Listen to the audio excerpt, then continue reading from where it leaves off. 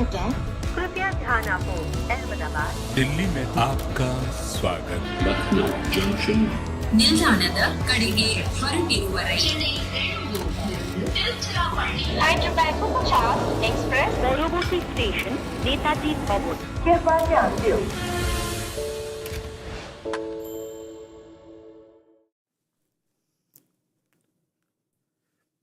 I'm just trying to make sense of what RCB did there. They have 110 at the halfway stage, and they've wrapped up with 187. That's right. There's been some good bowling from Delhi. They've just held that innings back. It looked like, 230, 240. Definitely looked like it'd go above 200. And Delhi will take this, they'll take this 7 days a week and twice on Sundays. In fact, 187 is what they've stopped Bengaluru at after putting them into bat. And that has happened a lot because of the other number you see right after that, which is 9. It's 9 wickets down. And that's what's done it for them, I guess. Rajat Patidar, the top scorer, got a 50. Geez, he was really good today. But again, same. His season, if he wrote a book about this season, he'd have to call it 50 and out, right? It's a speed governor at 50. He reaches there and that's it. He just loses interest and he goes back. It was brilliant while it lasted, but RCB needed that to go on a little more. You're watching Cricbuzz Live. I'm Gaurav Kapur. With me, Lisa Sthalekar and Shaun Pollock. Polly, this 50 and out business, we spoke about that speed governor on the buses. Well, I think there may be a no 60 clause in his contract. No, it's factual. It just happens. It's just like stock standard. The one thing you would say, I thought there were some unbelievable shots in there. I loved the cover drive. I loved some of the sixes off the spinners in particular.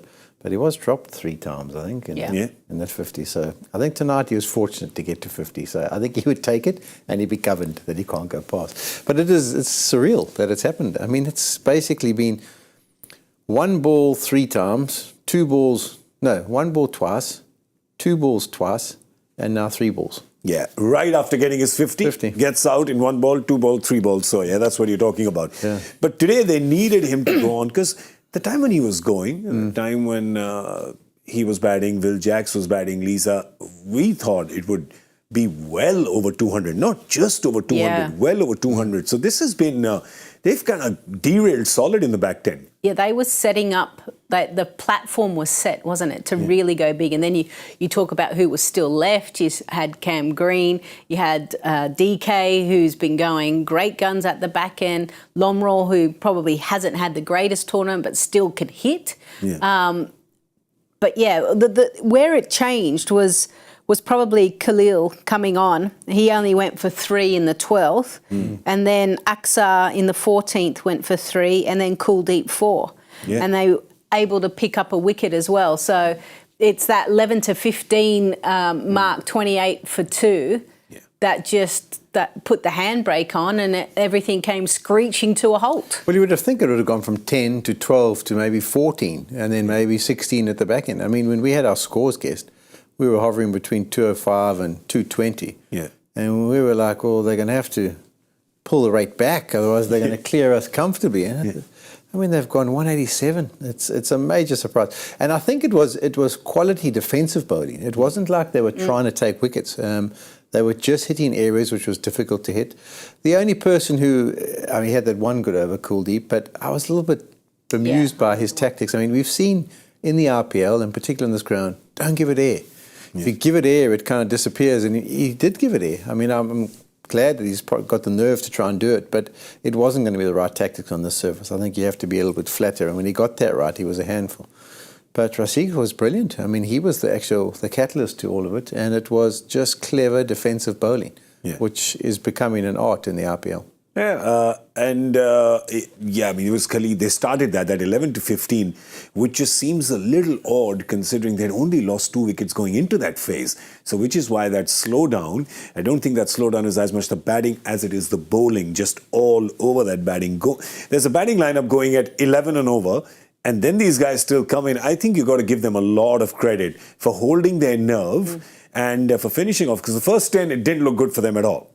Well, it's interesting because almost the back end and what they were able to do and then take their catches at the back. And we forget that they put down 4 at the start, right? Yep. So can you imagine what the score would have been if actually Bengaluru didn't get the start that they did? The catches were taken cleanly. So credit to the bowlers, and Polly, you and I were talking about the fact that for a fielder, when they drop it, they don't mean it, and they don't want to do it, but it actually has a huge ramification for the bowler. I thought the bowlers did quite well to come back from, no doubt, creating opportunities, being frustrated that their fielders couldn't take probably 3 out of the 4 pretty simple catches. Yeah. And you do, I mean, especially when you come in, it's 110 for 2. As a bowler, you're thinking, gosh, I've got my back against the wall, everything I can possibly do. And these guys are putting down catches. You're going, guys, it's as difficult as it can be on this ground, on this surface. Yeah. Help a brother out. Yeah, and I think that song was being played in the background there at one stage with the 4 catches going. That was a bit of a circus out there. Yeah. But Akshar got a good one. Akshar picked up a really sharp catch, and then they kept turning it around, and man, they really will take this 187. They'll gladly take it with both hands. Yeah, it's almost like which change room would you prefer to be in? Prefer to be in Delhi's change room right now. Yeah. Coming off a bit of a high, being able to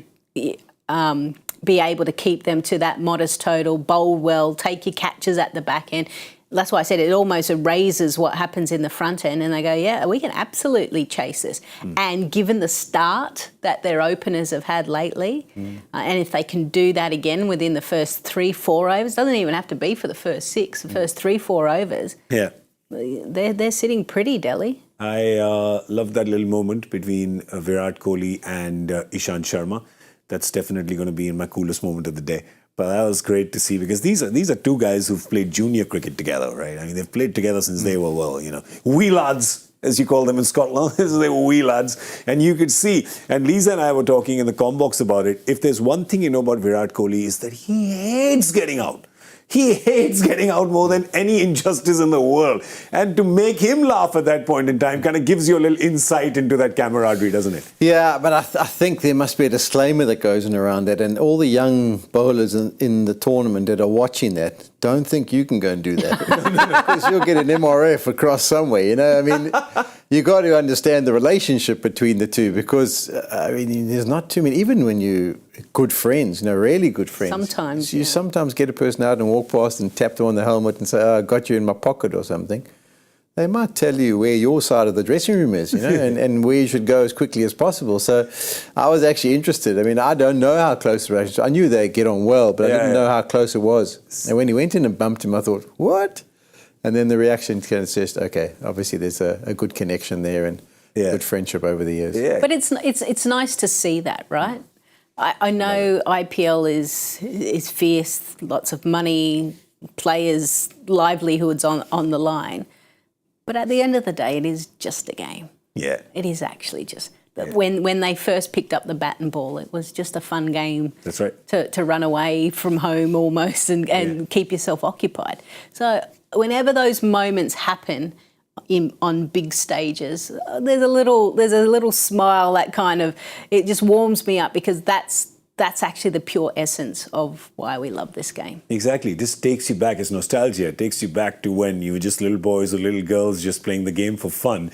And if you can do it and replicate it at that highest level, remember, it's 2 guys who are at the end of their playing days. So it's good to see it from 2 fierce competitors, and one who's perhaps one of the fiercest in the world. So I was just going to say, I don't know if he ever just took it as a game or played it for fun. I think even from a little age, Virat was like, I've got to win. I've got to score. So which is why it makes that smile kind of even more golden. But wait a second. Can I clarify something? Yeah. Kohli at the end of the career, he said, is that it? Towards the end. Towards.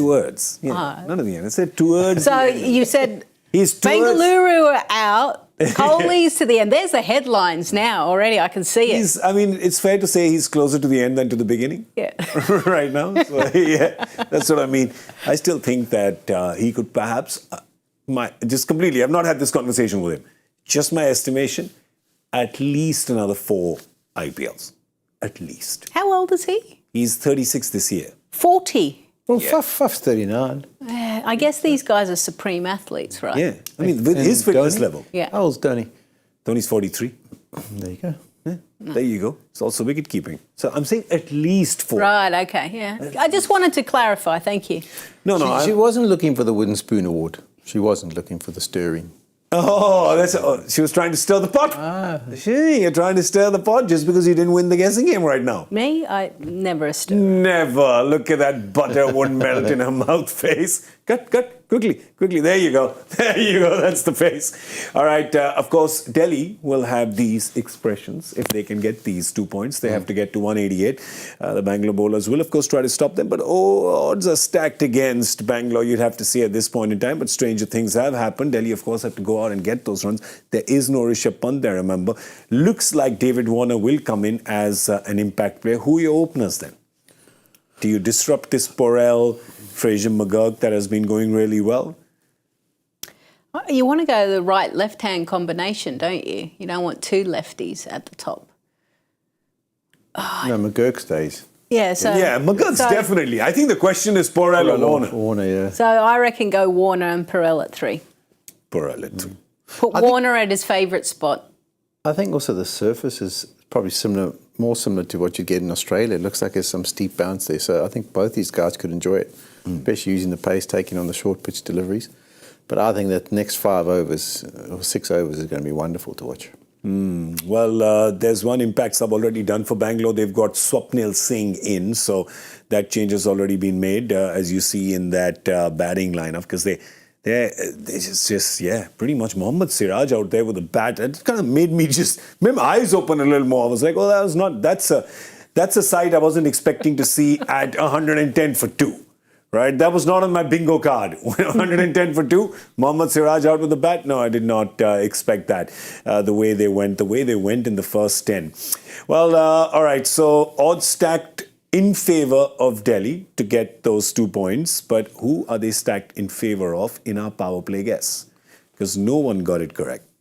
I mean, it looked like we may miss it on the other side, and then we missed it on the lower side. So it's been quite a swing. But where are we going in the power play? I have a number in my head. I already have mine. Sam, I've got a number. I'm sticking to it. Have you got a number? I've got a number. Shall we go 1, 2, 3, everyone say it? Yeah. 1, 2, 3. 65. 73. 67 I was going to go. But you're going to go 65? You going? 73. 65. 73. I can't go 67. I mean, that would really squash us up there. 68, 69, 60, 55. What about a collapse? What about a wicket falling? You go wherever you want to go. I'm going to do what Lisa did to me. I'm going to go 70. Hey, come sit with me. That's what's happening now. That's what's happening. It's a grudge match. That's what's going on here. It's a grudge match. All right, well, so that's it. Those are our score guesses. We're obviously expecting Delhi to get power play. I wouldn't be surprised if they go as far as up at 75, because with Fraser McGurk batting here, I mean, he'd love this, wouldn't he? He'd absolutely love this. Because he would be told, don't change your role, just do what you want. Yeah. Get us as many as you can. Enjoy it. Enjoy this surface. Like, this is a surface you want to be opening the batting and you want to be facing the new ball. And for RCB, they're looking at this and they're going, all right, this guy's a big stumbling block, right? It's Fraser McGurk. He can take the game away from us in the power play itself. We need to get his wicket. Who else have we got? Warner, who's not played in a few games. Abhishek Porel, not that much experience. Shea Hope's only played 2 games. Kumar Kushagra new. Akshar Patel's only had 1 good inning. So you could look at it. Yes, all gun bats, but That's looking just at current form. Yeah. That's why you say you've got to be a spin doctor, because you're painting that picture for RCB and Delhi will be painting the other picture. Like, oh, it's so exciting that the 2 Australians are batting together and let's see what they can do. Yeah, and that, don't worry about the form, you'll be good. Yeah. Nice surface, best surface to bat on. Yeah. But come on, let's go and watch 5-6 overs. Should be thoroughly entertaining. That's it. That's all we're going to watch, 5-6 overs. That's it. After that, we'll just guess the rest when we come back on Cricbuzz Live. But we will be here before that on Cricbuzz Combox. That is going to be at the 10 over mark. What's happening? Anything happening? What'd you say? Warner in. Warner's in. That's already, like, I don't even have to tell people that. I already said it. I knew it before Delhi announced it. My magic binoculars. From my magic binoculars, I see some dinners here. Bye-bye, friends. You're not my friends anymore. Bye-bye. See you soon. Jaipur गया कोटा कृपया ध्यान आपो अहमदाबाद दिल्ली में आपका स्वागत। Lucknow Junction ನಿಲ್ದಾಣದ ಕಡೆಗೆ ಹೊರಟಿರುವ ರೈಲು Hyderabad Superfast Express পরবর্তী স্টেশন নেতাজি ভবন।